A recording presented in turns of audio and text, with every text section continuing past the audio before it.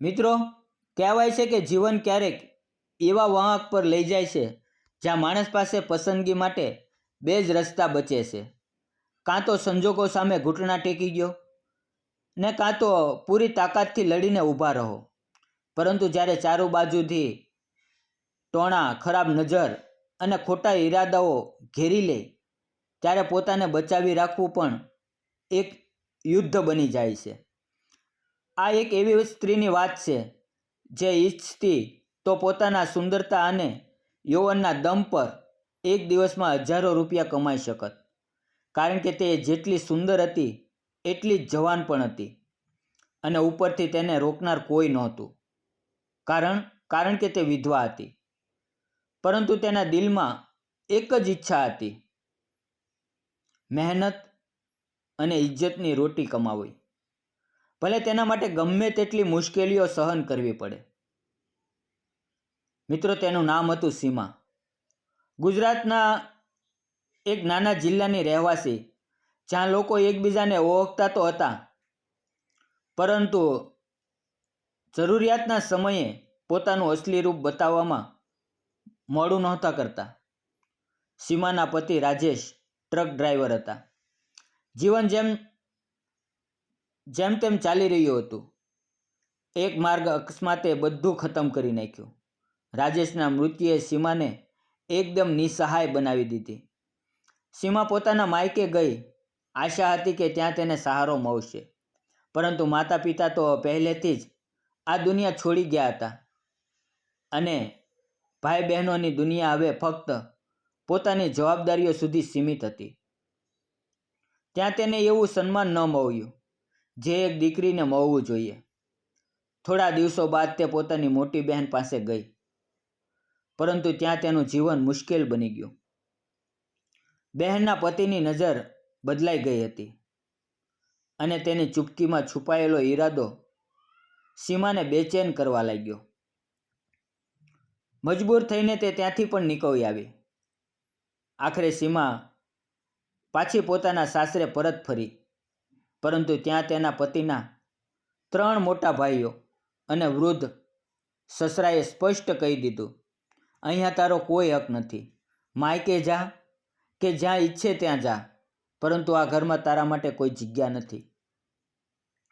સીમા પાસે હવે તો ન ઘર હતું, ન કમાવાનું કોઈ સાધન. ગામના કેટલાક સારા લોકોએ પંચાયત બોલાવી અને તેને સાસરે રહેવા માટે એક નાનકડો ઓરડો અપાવી દીધો.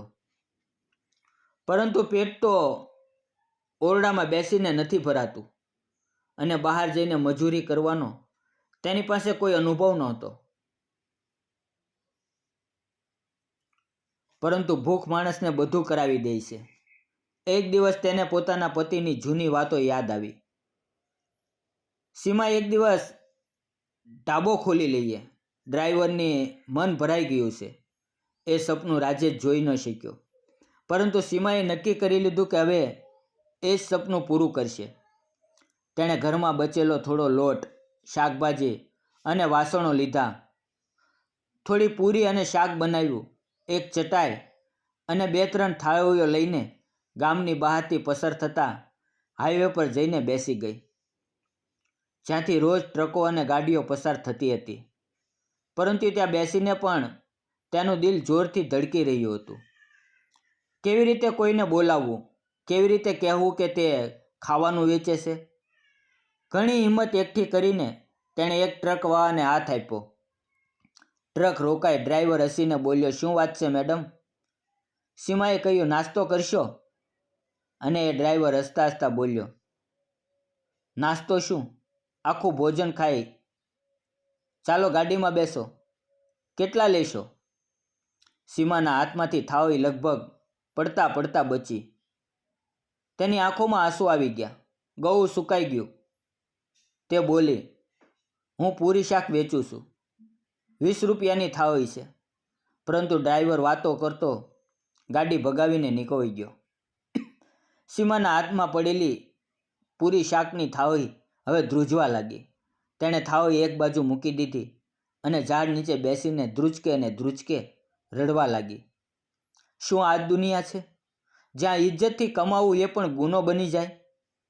પરંતુ મિત્રો, એ જ વખતે પાછળથી એક બીજો ટ્રક રોકાયો અને ત્યાંથી વાર્તાનો અસલી વાંક શરૂ થયો. ટ્રક રોકાતા જ એમાંથી એક ઊંચો માણસ નીચે ઉતર્યો. ચહેરા પર થાકતો હતો, પરંતુ આંખોમાં એક અજીબ સચ્ચાઈ અને અપનાપણું. તેની પાછળ એક કંડક્ટર છોકરો પણ ઉતરીને આવ્યો. એ માણસ ધીમે ધીમે સીમા પાસે આવ્યો અને બોલ્યો, ખોટું ન લગાડો તો એક વાત પૂછું. તમારી આંખો શા માટે લાલ છે? અને આ ખાવાનું આમ કેમ પડ્યું છે? શું થયું? સીમાએ પહેલાં તો કંઈ ન કહ્યું, માથું નમાવી લીધું. પરંતુ જ્યારે તેણે ફરી નરમાઈથી પૂછ્યું તો તેનો ગળું ભરાઈ આવ્યું. કંઈ નથી, બસ કોઈને ખાવાનું વેચવાની કોશિશ કરી હતી. એ માણસનું નામ હતું વિજય. વ્યવસાયે ટ્રક ડ્રાઈવર, અને દિલથી એ એવા જૂના જમાનાના લોકોમાંથી હતો જેમના માટે ઇજ્જત અને માનવતા હજી પણ મૂલ્ય ધરાવતી હતી. તેણે બીજું કંઈ પૂછ્યા વિના કહ્યું, કેટલાનું આપો છો? સીમાએ ધીમે ધીમે જવાબ આપ્યો, 20 રૂપિયાની થાળી. વિજય હસતા હસતા કહ્યું, તો 2 થાળી લગાવો, મને અને મારા સાથીને, અને જે બચે એ પણ પેક કરી દો. સીમાએ ધ્રુજતા હાથે ખાવાનું પીરસ્યું, પરંતુ દિલમાં ડર હતો કે ક્યાંક આ પણ એ જ વાતો ન કરે. પરંતુ વિજય અને તેનો સાથી ચૂપચાપ ખાવાનું ખાતા રહ્યા, કોઈ ખરાબ ઇશારા વિના. અને જતાં જતાં વિજય 100 રૂપિયા આપી દીધા. એ દિવસે સીમાને લાગ્યું જાણે કોઈએ તેની તૂટેલી હિંમતને ફરી જગાડી દીધી હોય. બીજે દિવસે તેણે ફરી ખાવાનું બનાવ્યું, પરંતુ આ વખતે પણ કોઈએ રોકવાની હિંમત ન થઈ. 2 કલાક બાદ દૂરથી એક જ ટ્રક આવતો દેખાયો. વિજય ટ્રકમાંથી ઉતર્યો, પરંતુ આ વખતે એકલો નહોતો. તેની સાથે 4 અન્ય ડ્રાઈવરો હતા. આવતા જ તેણે પૂછ્યું, તમારું નામ શું છે? ગઈકાલે પૂછવાનું જ રહી ગયું. સીમાએ ધીમે ધીમે કહ્યું, મારું નામ સીમા છે. પછી એ માણસે પૂછ્યું, આજે શું બનાવ્યું છે? સીમાએ શરમાતા કહ્યું, એ જ પૂરી શાક. તો જલ્દી લગાવો, ભૂખ લાગી છે, અને બાકીનું પેક કરી દો. રસ્તા પર બીજા લોકો પણ છે, એ લઈ જશે. એ દિવસે સીમાનું આખું ખાવાનું વેચાઈ ગયું. અને જતાં જતાં વિજયે કહ્યું, કાલથી બીજી વસ્તુઓ પણ બનાવજો. ગ્રાહકો વધશે. અને સાંભળો, ઠેલો જોઈએ છે, હું લઈ આવું. સીમાની આંખોમાં ફરી આંસુ આવી ગયા. તમે મારા માટે આટલું શા માટે કરો છો? વિજય ફક્ત એટલું જ કહ્યું, ઇજ્જતથી જીવવા ઈચ્છનારની મદદ કરવી એ કોઈ ઉપકાર નથી, આ તો માનવતા છે. મિત્રો, આ પછી જાણે ભાગ્યએ કરવટ લીધી. વિજય ઠેલો લઈ આવ્યો અને સીમા દરરોજ હાઈવે પર ખાવાનું વેચવા લાગી. ડ્રાઈવરોમાં તેની ચર્ચા થવા લાગી કે એ જ છે જે ઇજ્જતથી પેટ ભરે છે, ખોટા રસ્તે નથી જતી, પરંતુ ખુશીઓ વધુ દિવસ ટકે છે. 4-6 મહિના પછી એ જ લોકો જેમણે તેને ઘરમાંથી કાઢી મૂકી હતી, હવે ફરી તેના જીવનમાં ઝેર મૂકવા આવી ગયા. ગામમાં ખબર ફેલાઈ ગઈ કે સીમા હવે હાઈવે પર ઢાબો ચલાવે છે અને ટ્રક ડ્રાઈવરો તેના ગ્રાહકો છે. જે લોકોએ ક્યારેક તેની મદદનો એક શબ્દ પણ નહોતો કહ્યો, એ જ લોકો હવે તેની ઇજ્જત પર આંગળી ઉઠાવવા લાગ્યા. એક સાંજે જ્યારે તે ખાવાનું વેચીને પાછી ફરી રહી હતી, ત્યારે તેના સાસરિયાના લોકો દરવાજે ઊભેલા જોવા મળ્યા. સૌથી મોટો દેવર ટોણા મારતા બોલ્યો, લ્યો, અરે વાહ, વહુ તો ઘણી કમાણી કરે છે, એ પણ ટ્રક પ્રવાહોની વચ્ચે. સીમા બીજું કંઈ ન કહેતા અંદર જવાની કોશિશ કરી, પરંતુ સાસુ સસરાની જગ્યાએ હવે દેવર દેવરાણી જ તેના ભાગ્યના નિર્ણયો સંભાવનાર હતા. તું કુટુંબની ઇજ્જત વેચે છે, વહુ, જો પૈસા જ કમાવો હોય તો ગામની બાજુમાં શા માટે બીજે ક્યાંક જઈને કમાઈ લે. બધાને ખબર છે તું હાઈવે પર શું કરા છો. સીમાનો ચહેરો ગુસ્સે લાલ થઈ ગયો. હું મહેનતથી રોટલી કમાઉં છું, કોઈનો હક નથી લૂંટતી, ને ખોટા રસ્તે જાઉં છું તો મારી ઇજ્જત પર સવાલ કેમ? પરંતુ તેની વાતો ફક્ત ટોણા સુધી સીમિત ન રહી. તેણે ગુસ્સામાં આવીને તેનો ઠેલો ઉથલાવી દીધો, વાસણો ફેંકી દીધા, અહીં સુધી કે પોલીસમાં ફરિયાદ પણ કરી દીધી કે અમારી વહુ ખોટું કામ કરે છે. 2 દિવસ સુધી સીમાનો ઠેલો ખાલી પડ્યો અને તે ઓરડામાં બેસીને વિચારતી રહી, શું ખરેખર આ દુનિયામાં ઇજ્જતથી જીવવું એટલું મુશ્કેલ છે? શું મહેનત કરનારને હંમેશા શંકાની નજરે જ જોવામાં આવશે? 3જા દિવસે તેણે નક્કી કરી લીધું કે હવે જે થાય તે આજે વિજયને સાચું કહી દેશે. તે ખાલી ઠેલો લઈને હાઈવે પર પહોંચી. દૂરથી જ વિજયનો ટ્રક દેખાયો. જેવો ટ્રક તેની પાસે આવીને રોકાયો, સીમા પોતાને રોકી ન શકી. તેની આંખો ભરાઈ આવી અને તે ત્યાં ઊભી ઊભી રડવા લાગી. સીમાજી, શું થયું? 3 દિવસથી નજર નથી આવ્યા અને આજે ઠેલો પણ ખાલી? વિજયે ચિંતાથી પૂછ્યું. સીમાએ બધું કહી દીધું, દેવરના ટોણા, ઠેલો ઉથલાવવો, પોલીસની ગાળો અને એક ખોટી વાતો કે તે વિજયના ટ્રકમાં રાતો વિતાવે છે. તે ધ્રુજતી અવાજે બોલી, તમે કહો, મેં ક્યારે તમારી સાથે ખોટું કર્યું છે? શું તમે મને ક્યારે ખોટી રીતે સ્પર્શ કર્યો? તો પછી લોકો શા માટે મારી ઇજ્જતની પાછળ પડ્યા છે?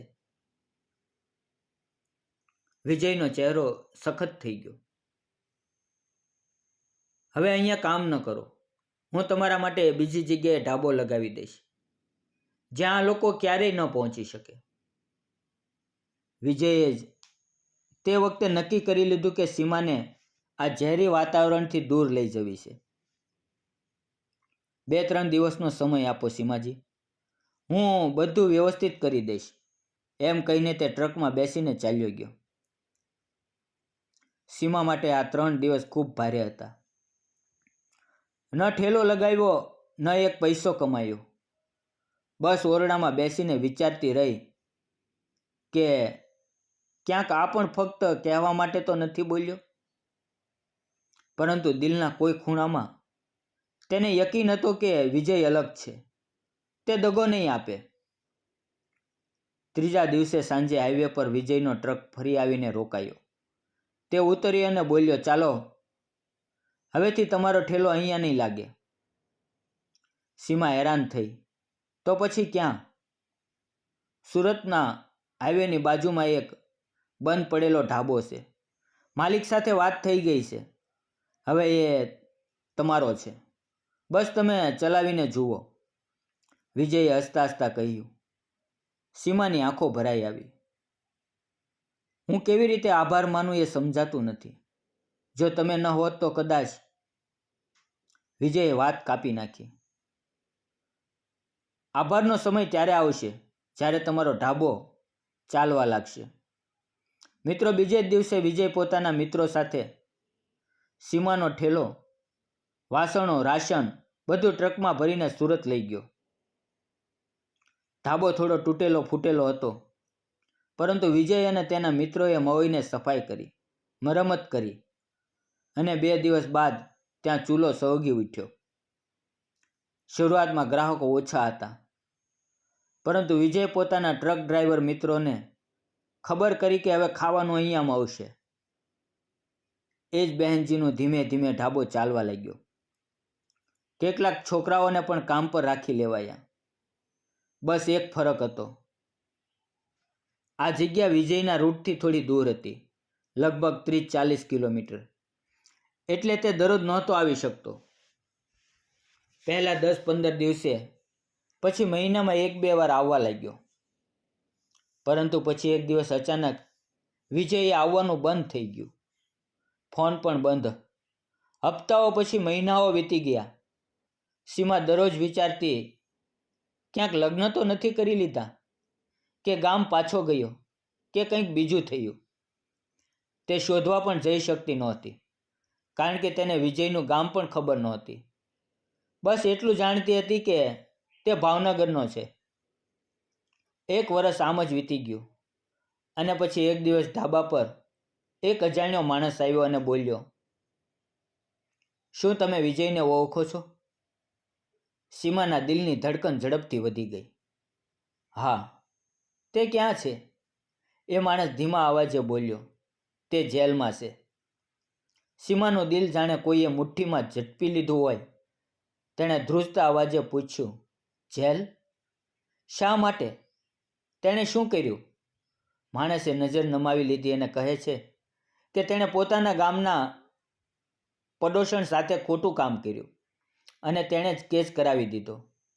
સીમાની આંખોમાં ગુસ્સો અને દુઃખ એક સાથે ઉતરી આવ્યા. જુઠ્ઠું છે. આ શક્ય નથી. હું વિજયને ઓળખું છું. જેટલું કોઈ સ્ત્રી પુરુષને સમજી શકે એટલું હું સમજું છું. જે માણસે મને ક્યારેય ખોટી નજરે પણ નથી જોઈ, તે બીજા કોઈ સાથે ખોટું કરી જ ન શકે. માણસે કહ્યું. તે જેલમાંથી કહેવરાવતો હતો કે જો તમે થોડીક મદદ કરી શકો તો કરજો. તેની પાસે કોઈ નથી. સીમાએ એક પળ પણ ગુમાવ્યા વિના કહ્યું, મને તેની પાસે લઈ ચાલો, હમણાં જ. મિત્રો, તે તરત જ ભાવનગરની જેલ પહોંચી, જ્યાં વિજય જેલમાં હતો.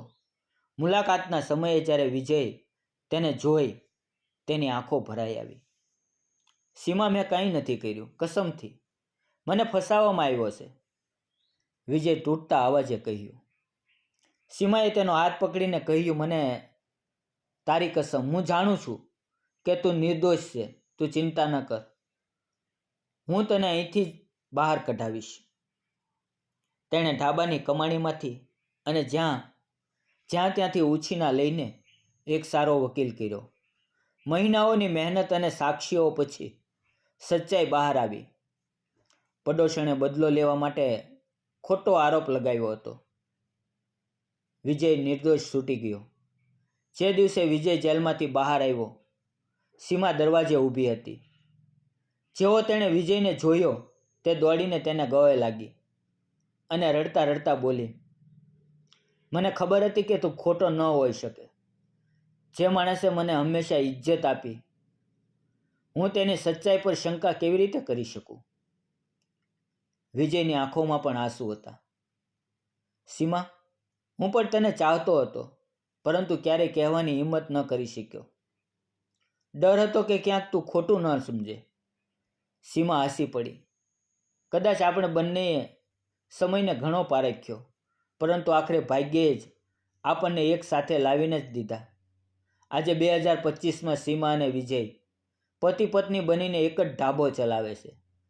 ત્યાં આવનાર દરેક ડ્રાઈવર, દરેક મુસાફર તેમની વાર્તા સાંભળીને કહે છે, આ ફક્ત ઢાબો નથી, ઇજ્જત અને ભરોસાનું ઘર છે. મિત્રો, આ વાર્તામાંથી એ જ શીખ મળે છે, જો ઈરાદો સાચો હોય અને નિયત સાફ હોય, તો ભલે આખી દુનિયા તમારી વિરુદ્ધ થઈ જાય, એક દિવસ સચ્ચાઈ જરૂર જીતે છે અને ભરોસો પોતાનું ઘર શોધી જ લે છે. હવે હું તમને પૂછવા માંગુ છું, જો તમે સીમાની જગ્યાએ હોત અને દુનિયા તમારા વિશે ખોટી વાતો ફેલાવતી હોત, તો શું તમે પણ હાર માની લેત કે પછી સીમાની જેમ ડટીને ઊભા રહેત? કોમેન્ટમાં જરૂર જણાવજો. અને જો વાર્તા દિલને અડી ગઈ હોય તો વિડીયોને લાઈક કરજો, ચેનલને સબસ્ક્રાઈબ કરજો અને એક નાની એવી કોમેન્ટ તો કરવાનું ભૂલતા જ નહીં. ફરી મળશું આવતીકાલે એક નવી વાર્તાની અંદર. ત્યાં સુધી આવજો. વિડીયો પૂરો જોવા બદલ આપ સૌ મિત્રોનો દિલથી ખૂબ ખૂબ ધન્યવાદ મિત્રો.